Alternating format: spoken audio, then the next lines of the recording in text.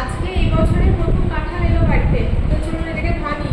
ও তো এসে বললো 2 দিন টাইম লাগবে, পাকতে বলেছে দোকানে, তো আজকেই পেকে গেছে, গন্ধ ছাড়ছে।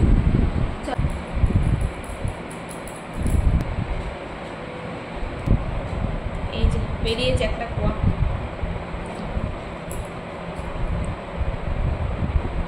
এই যে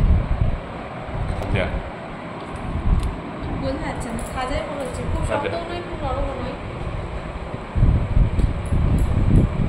অল্প অল্প করে কাটছি। এই যে এটা, এই কোয়াটা বেশ বড়, এখন পেকে গেছে, কিন্তু রাখলে আর বেশি পেকে যেত, তাই না?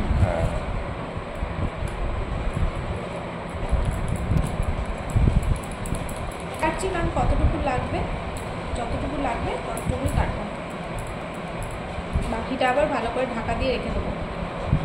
ভালো এই শেকড় হয়ে গেছে।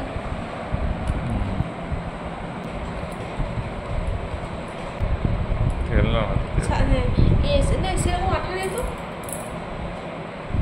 সাদা সাদা না, একটু মিষ্টি আছে, দেখ এটা তো দেখি, সেইটাতে ভাবছি আমি, এগুলো ভাবছো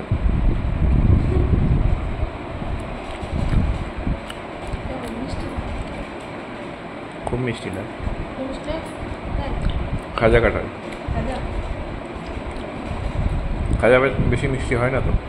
না, খাজাগুলো খুব মিষ্টি হয় না, নরমগুলো বেশি মিষ্টি হয়। আর এত খাজা তোমার কাঁঠাল এত বড় বড় কোয়া হবে না তো, নরম কাঁঠাল, এটা খাজা কাঁঠাল।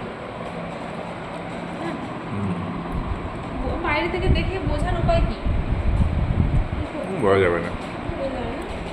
অনেক আগে অন্য বছর যখন আনতে আনতে একটা মানে অভিজ্ঞতা হয়ে যায় না, যে এটা এরকম ছিল, গায়ের কাঁঠাগুলো, এটা গায়ের কাঁঠাগুলো আমি ভাবতাম হ্যাঁ মোটা মোটা হলে পরে খাজা কাঁঠাল হয়, হ্যাঁ সেটা একদম মোটা, এটা মোটা মোটা। হ্যাঁ যাই হোক, চলো ছাড়। আর আমি 3টে খাবো, আর একটু ছাড়া, আর 2-3 পিস ছাড়া তাহলেই হবে। এগুলো সাইজে রাখতে হবে। হ্যাঁ, এখানে আবার দেখি বাজারে খোলা ছাড়ানো কাঁঠালও বিক্রি হয়। এখান বলে নয়, সব জায়গাতেই লোকে গোটা না কিনে ছাড়ানো পোয়া কেনে। আর লাগবে না, আর একটা ছাড়া তাহলেই হবে। যদি না থাকে ছেড়ে দাও, অপর যদি না থাকে ছেড়ে দাও। না মানে ছাড়িয়ে তো রাখা হবে না, যতটুকু খাওয়া হবে ততটুকুই ছাড়ানো হবে। ফ্রিজে কাঁঠাল রেখে খেলে তার টেস্ট থাকে না, করতে করে রাখলে গন্ধ হয় না, ফ্রিজে গন্ধ হয় না, কিন্তু ছাড়িয়ে রাখলে তার টেস্টটা থাকে না, কাঁঠাল কেটে যায়, জল জল কেটে যায়।